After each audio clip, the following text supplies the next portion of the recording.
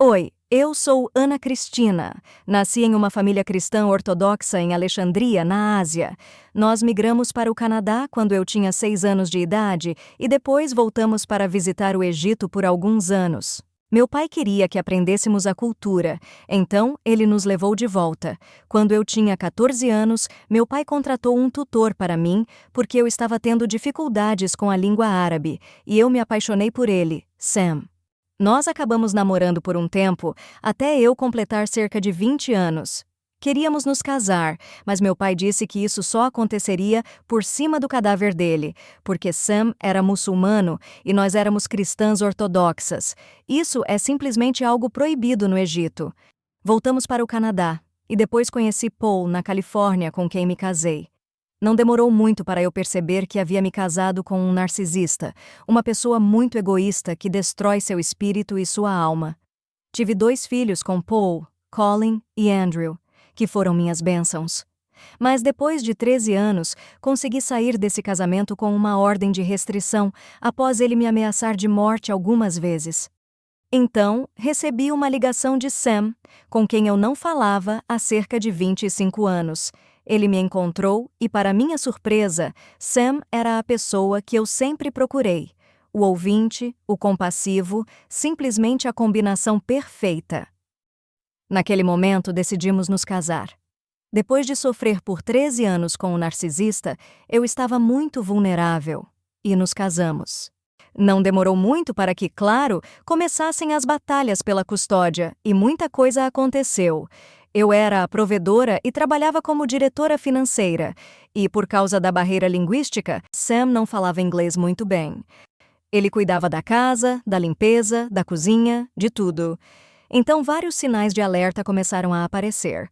Finalmente, em dezembro de 2008, consegui conversar com Sam e concordamos em um divórcio amigável. Ele pediu para ficar na casa por mais 3 semanas, pois não tinha para onde ir. Eu não queria expulsá-lo, então concordei com isso. Aproximadamente na semana seguinte, comecei a sentir dores e incômodos por todo o corpo. Não conseguia ir trabalhar, não conseguia mover a cabeça nem piscar os olhos. A dor de cabeça era simplesmente insuportável. Finalmente, ele me levou ao pronto-socorro. Disseram: "Você está pegando um resfriado, tome alguns remédios." Me deram analgésicos e me mandaram para casa. Então, Sam começou a me dar o remédio para a pressão alta dele, o que reduziu a dor na minha cabeça. Eu não tinha problemas de pressão, mas ele me deu o remédio mesmo assim. Ele sabia o que me dar e isso me ajudou. Consegui voltar ao trabalho, ainda com todas as dores, mas pelo menos consegui ir trabalhar. No dia 8 de janeiro, enquanto dirigia para o escritório, tive uma visão. Eu nunca tive visões antes, e enquanto dirigia, vi algo como um funeral e alguém morrendo na minha família. Vi minhas irmãs e meu irmão, mas não o irmão mais novo, Steve. Senti que era um aviso de Deus de que algo iria acontecer com meu irmão mais novo, que nasceu com deficiência mental. Imediatamente, fui ao escritório e organizei para sair rumo ao Egito no dia seguinte. Reuni toda a minha equipe para delegar responsabilidades. E enquanto falava com todo mundo em uma reunião, comecei a sentir que minha cabeça estava prestes a explodir. Eu estava sentado na minha mesa, segurando minha cabeça para que ela não explodisse, quando recebi uma mensagem. Não sei como, mas dizia: "Pare de pensar, vá para casa." E foi exatamente isso que fiz. Parei a reunião e disse à equipe. Era sexta-feira, então originalmente planejava sair no sábado. Falei para eles: "Quer saber? Na verdade, vou partir no domingo." Fiz a reserva para domingo e disse que ligaria para eles no dia seguinte para finalizarmos, mas eu precisava ir para casa. Dirigi para casa e, enquanto caminhava em direção ao nosso condomínio, o Espírito Santo se revelou a mim, falando comigo. Era uma voz que eu ouvia e eu a identifico como o Espírito Santo porque, imediatamente, reconheci que era ele. Não tenho ideia de como reconheci, mas a voz começou a falar comigo na minha cabeça. Não era como no escritório, onde eu ouvi: "Pare de pensar, vá para casa." Naquela ocasião, não era uma voz. Mas essa era uma voz tão clara quanto estou falando com você agora, e imediatamente reconheci que era o Espírito Santo. Novamente, eu nunca tinha me relacionado com o Espírito Santo. Eu me relacionava com Jesus e com Deus Pai, mas nunca tinha me conectado com o Espírito Santo. No entanto, naquele momento, reconheci quem ele era, e imediatamente ele fez assim. Então, eu não deveria compartilhar, falar ou contar nada sobre o que estava acontecendo, sobre o que estava ouvindo. Continuei subindo as escadas, bati na porta, Sam abriu e imediatamente perguntou se eu ia viajar amanhã ou depois. Eu olhei para ele e disse: "Não sei, não consigo pensar agora. Preciso descansar. Eu te avisarei amanhã." Então, Sam me disse que ia preparar meu jantar enquanto eu me trocava, como costumava fazer. Ele fez meu prato egípcio favorito, que eram feijões verdes cortados fininhos com arroz e carne. E eu estava de pé lá, com a geladeira atrás de mim, olhando para o prato, mas não tinha apetite, não tinha vontade de comer ultimamente, então devolvi os feijões verdes. E eu fiquei com aquele prato de arroz, olhando para ele, me perguntando como eu ia conseguir comer aquilo. Parecia tão seco para mim. Eu estava contemplando se deixaria meu prato de lado, e então o Espírito Santo, que não parou de falar comigo, disse: "Filha, vire-se, abra a geladeira, pegue um pouco de iogurte natural e coloque sobre seu arroz. O iogurte natural no arroz é a minha maneira favorita de comer arroz. É assim que fazemos na Ásia." Mas quando ele disse isso, foi como: "O quê? Você se importa com o iogurte que eu coloco no meu arroz?" E ele disse: "Filha, eu me importo com cada pequeno detalhe da sua vida." E quando ele disse isso, eu me senti tão envergonhada de mim mesma. Naquele momento eu tinha 48 anos, e aqui estou eu, descobrindo isso. Eu não entendia por que ele estava falando comigo agora. Eu não conseguia dizer nada. E ele me dizia que esteve em cada pequeno detalhe da minha vida, e eu sentia falta dele. Eu faço o que ele me pede, coloco o iogurte, pego meu prato, vou me sentar no sofá e começo a comer, enquanto ele se comunica comigo. Terminei de comer meu arroz e disse: "Boa noite", pois era hora de eu me retirar. Desejei boa noite a Colleen e fiquei perplexa, perguntando-me por que o Espírito Santo está falando comigo e o que está acontecendo. Escovei os dentes, voltei para a cama e, enquanto estava deitada, continuava confusa. Ele disse: "Filha, não é seu irmão, é você." Assim que ele disse isso, meu coração ficou tão pesado. Eu não estava pronta para ouvir que era eu, não estava preparada para não acordar pela manhã. E meu coração estava tão apertado pensando em Colleen acordando e encontrando sua mãe morta na cama. Isso simplesmente partiu meu coração. Mas ele me lembrou de um sonho que tive há alguns anos. Era um sonho com Jesus. Ele estava segurando Colleen e Andrew em seus braços e caminhando por um prado verde. E eles estavam rindo. Estávamos todos segurando a cintura dele, e ele tinha um braço em volta das minhas crianças. Mas naquela noite, eu entendi que estaria com eles em espírito e que ele tinha meus filhos. Quando me lembrei daquele sonho, recebi o conforto de saber que ele estava cuidando deles. Assim, consegui entregá-los a ele e me preparei para morrer. Eu estava bem com a ideia de morrer e, imediatamente, ele disse: "Filha, você vai embarcar em uma jornada e voltará para ser minha embaixadora." Quando ele disse isso, consegui respirar mais aliviada, porque estava apenas indo em uma jornada. Não ia morrer, eu voltaria.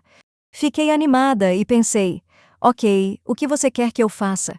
E ele disse: "Preciso que você relaxe.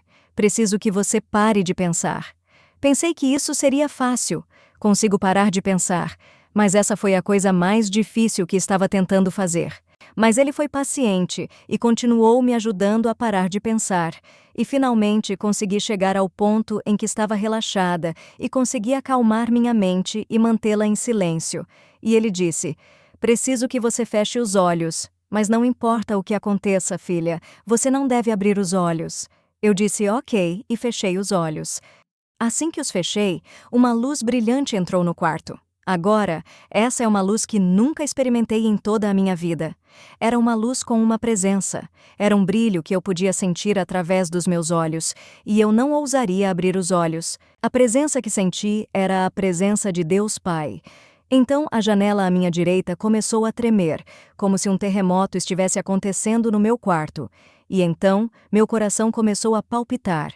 Enquanto palpitava, estava tudo bem, mas depois começou a bater muito forte, cada vez mais forte. E à medida que isso acontecia, fiquei tão assustada que tudo se desligou. A luz parou e se foi. As janelas pararam de tremer e meu coração parou de bater. E eu estava deitada lá pensando, droga, eu estraguei a minha morte. E ele respondeu, não, filha, desta vez você não pode estragar. Ele disse, eu só preciso que você relaxe mais. Você precisa relaxar, filha. Eu disse, ok. Ele continuou, preciso que você feche os olhos e lembre-se de que você não deve abrir os olhos, não importa o que aconteça. Ele começou a me ajudar a meditar até que meu cérebro parasse de pensar. Então ele disse, ok, feche os olhos. E eu fechei os olhos. A luz voltou a entrar no quarto e a janela começou a tremer. Então, meu coração começou a bater como antes, mas depois começou a bater mais forte, e eu senti que ele ia explodir. Era como se eu estivesse morrendo de um ataque cardíaco, mas eu não estava com medo. Eu conhecia o processo e não queria interrompê-lo, então eu apenas suportei enquanto ele batia com tanta força. E então, ele parou de bater e a luz foi desaparecendo lentamente, e a janela parou de tremer. Então o Espírito Santo disse, o próximo passo, filha, é uma irritação. Eu disse, ok. E enquanto ele falava isso, senti uma onda de dor que percorreu meu corpo, mas estava mais nas minhas pernas. Eu sentia como se alguém estivesse usando um martelo para quebrar meus ossos. Enquanto essa dor estava presente, ele me confortava dizendo, filha, é uma irritação, isso vai passar. Enquanto ele falava sobre a irritação e que ela iria passar, suas palavras confortantes, como eu o referia na Bíblia, onde o chamam de Consolador, me traziam alívio durante todo o processo. Eu conseguia pensar nele e a dor parecia menos intensa. Consegui suportar a dor e ela passou. Assim que a dor cessou, eu me senti aliviada, mas então percebi que não conseguia sentir nada. Eu não conseguia sentir nada da cabeça aos pés. Estava dormente. Perguntei, estou paralisada? E ele respondeu, sim, filha, você está... Assim que ele disse isso, pensei, oh, não, ele disse, sinto muito, filha. E claro, eu tentei mover os dedos dos pés, mas não consegui. Enquanto começava a aceitar essa nova realidade de estar paralisada, ouvi Sam entrando no quarto e pensei, ok, ele vai perceber que estou paralisada e vai chamar a emergência, mas ele não faz isso. Ele vai para a cama, me dá as costas e dorme. Era um condomínio de 2 quartos, então ele estava dormindo de um lado e eu do outro, já que Colin estava ocupando o segundo quarto.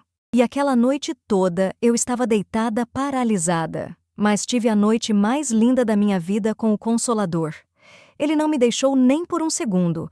Passou a noite inteira me ensinando coisas, como se estivesse baixando escrituras ou histórias da Bíblia, e estava me ensinando de uma forma linda. Ele não estava indo muito rápido nem muito devagar. Era o professor perfeito. Mas no meio da noite, eu me lembrei de que precisava ir ao banheiro e tentei me levantar. Esqueci que estava paralisada e disse, eu preciso ir. E ele respondeu, vá, filha. Eu me lembro de ter molhado a cama a ponto de pensar que, com toda aquela água, talvez isso fosse acordar o Sam, mas claro, nada conseguiria acordá-lo. E então, ao amanhecer, ele se levantou. Eu senti quando ele se levantou, foi ao banheiro e voltou, sem me reconhecer.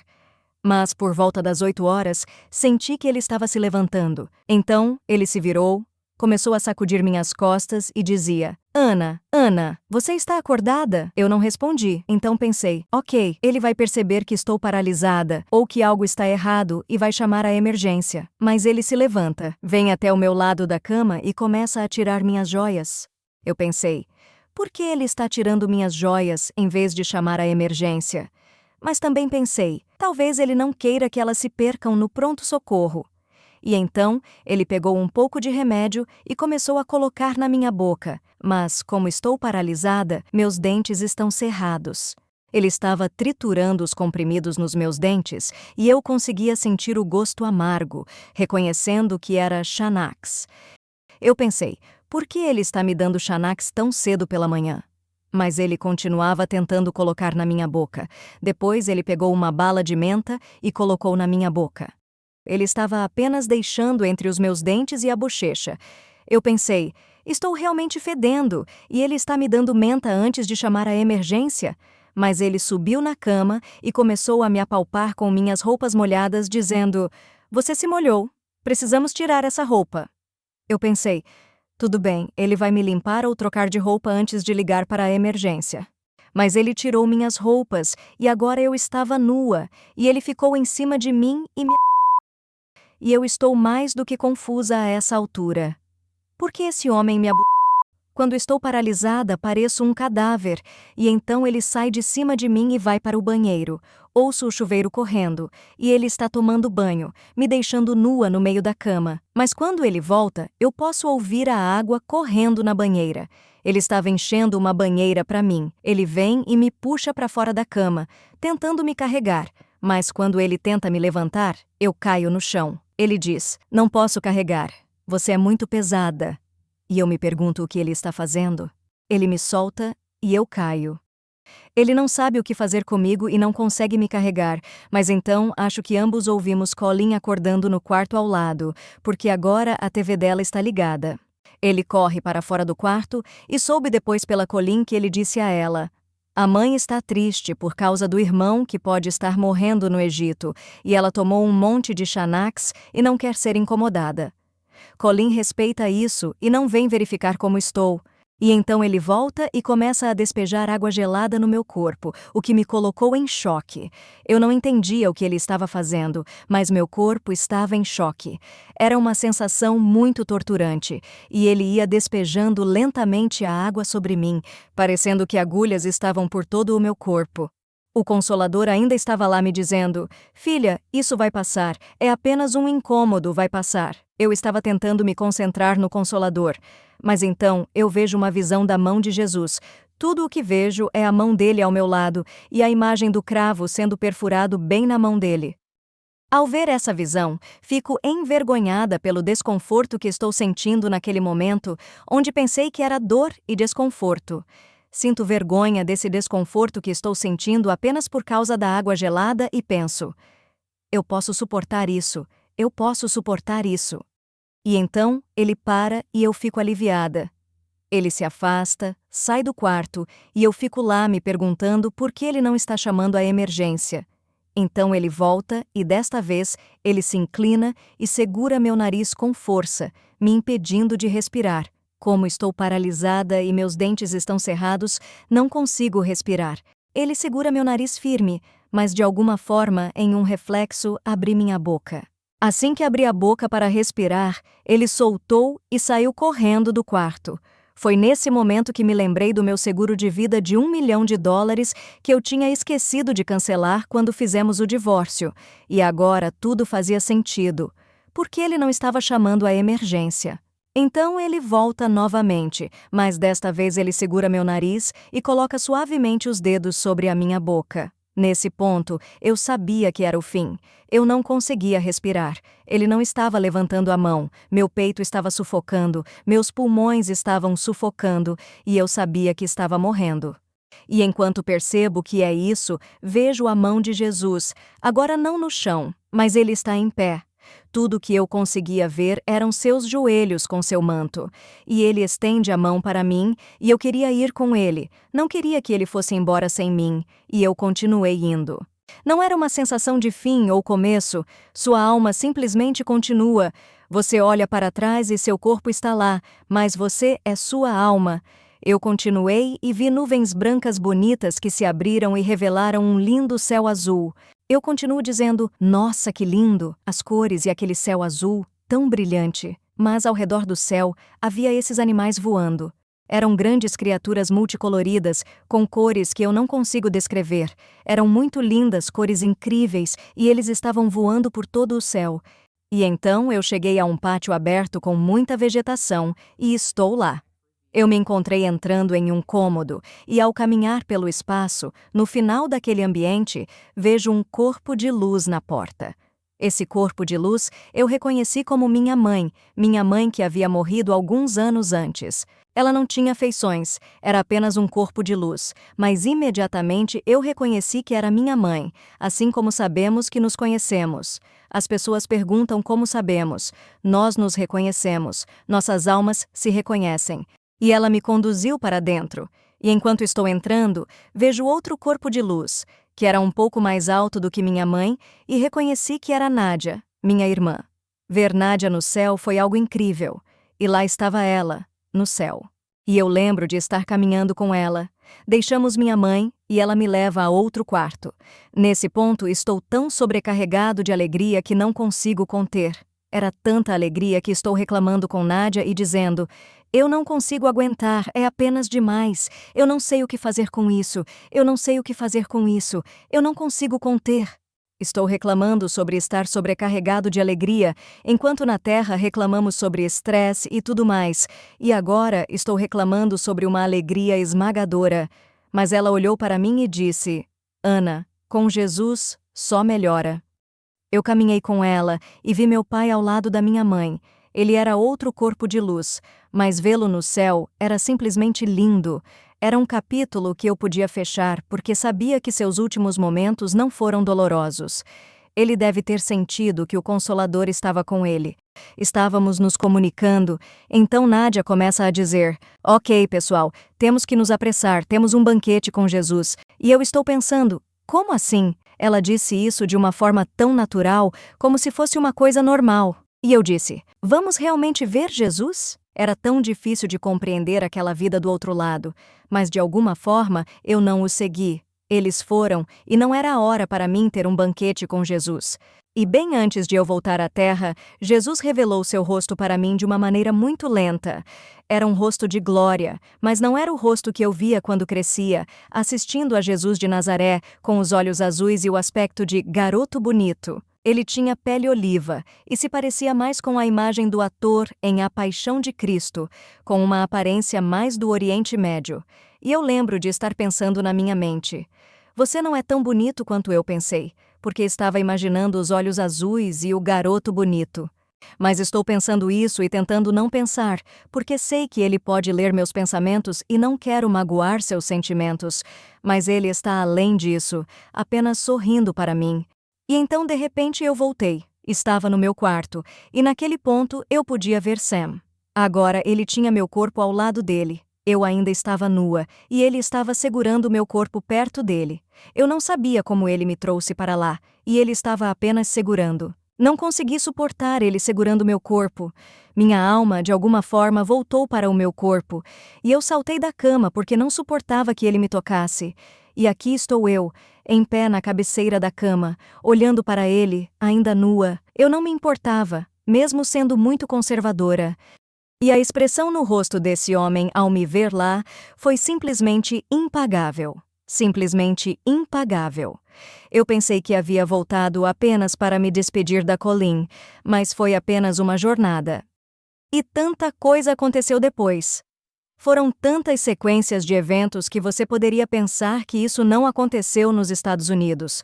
Você pensaria que isso aconteceu em um país de terceiro mundo? É difícil falar sobre tudo. Acabei perdendo minha filha porque tentei protegê-la do Sam, e então corri para o quarto dela nua. E meu primeiro marido descobriu que eu estava andando pela casa nua. E não só isso, mas a polícia também não acreditou em mim. Acabaram me colocando em um hospital psiquiátrico porque ele alegou que eu estava tendo um colapso nervoso devido ao trabalho como diretora financeira. Tanta coisa aconteceu.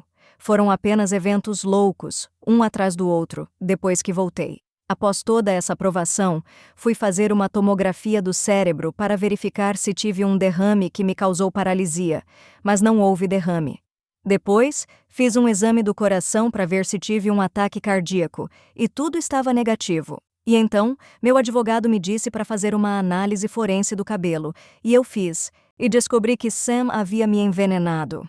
Sinto que após o divórcio, ele provavelmente estava colocando isso no meu café aos poucos, especialmente bário, que não tem cheiro nem odor. E foi isso que estava acontecendo comigo, sentindo as dores e o desconforto já que o bário danifica o sistema nervoso. E eu me lembrei depois que ele parou de beber café, mas ainda estava fazendo o meu. Acredito que foi isso que aconteceu, porque eu tive a visão e iria ao Egito no dia seguinte. Ele só tinha 3 semanas para ficar, não tinha muito tempo, e se eu saísse tudo estaria acabado. Então, ele precisava acabar comigo naquela noite. Acredito que ele colocou todo o veneno no arroz e foi assim que eu fiquei paralisada. Mas eu não acho que ele esperava que eu ainda estivesse viva. Ele continuava testando e vendo, sem perceber que eu estava consciente. Ele pensava que eu estava fora de mim. E foi isso que ele fez. Estava apenas tentando acabar comigo e não sabia como. No final, ele simplesmente me sufocou para que tudo acabasse. Foi isso que ele fez. Muitas pessoas perguntam como você consegue compartilhar a história e se é doloroso passar por isso e lembrar. Como você conseguiu superar isso e contar com um sorriso? E eu digo novamente que o encontro com o Espírito Santo foi além do que valeu a pena. Então, isso foi uma bênção disfarçada, não importava a traição, tudo isso, sabe? E eu o perdoei, não porque ele merecesse ser perdoado, não porque eu gostasse dele ou algo assim. Ele não vale a pena para mim carregar um fardo, dor e ser amarga pensando sobre isso. Ele se foi, está lá fora. Ele voltou para o Egito, e é Deus quem deve lidar com ele, não eu. Então, é um encontro que foi além do incrível, uma experiência que foi o mais incrível da minha vida. Mas o mais importante também em meu evento foi o consolo que sentimos quando estamos morrendo, mesmo em circunstâncias terríveis. Muitos pais que me procuram, que perderam um filho em situações dolorosas, sentem-se consolados ao saber que foram confortados pelo Espírito Santo. Algumas pessoas me perguntam como eu sei, e eu digo que sou ninguém. Por que o Consolador me confortaria e não confortaria os outros? Sou um ninguém, cometi tantos erros e estraguei muitas das minhas escolhas de vida, mas Ele veio me confortar. Ele estava lá, não é apenas sobre a morte. Ele esteve comigo até o meu último suspiro. Sua presença estava lá até eu cruzar para o outro lado. Ele não me deixou. Saber que Ele esteve comigo ao longo da minha vida e voltar para saber essa verdade é um conhecimento além do incrível. E eu só digo a você, não espere para descobrir isso em seu leito de morte. E você vai se sentir como eu que perdi essa oportunidade por 48 anos. Ele está lá, não me deixou, ele não fala comigo da mesma forma que falou quando eu estava morrendo. Mas sua presença está lá. Os sinais que ele dá, ele se tornou meu companheiro de alma, ele se tornou meu parceiro, e ele pode ser o mesmo para você. Apenas não espere até seu leito de morte para reconhecer a presença dele. Imagine que você tem um parceiro que ninguém mais pode ver, mas que você pode sentir.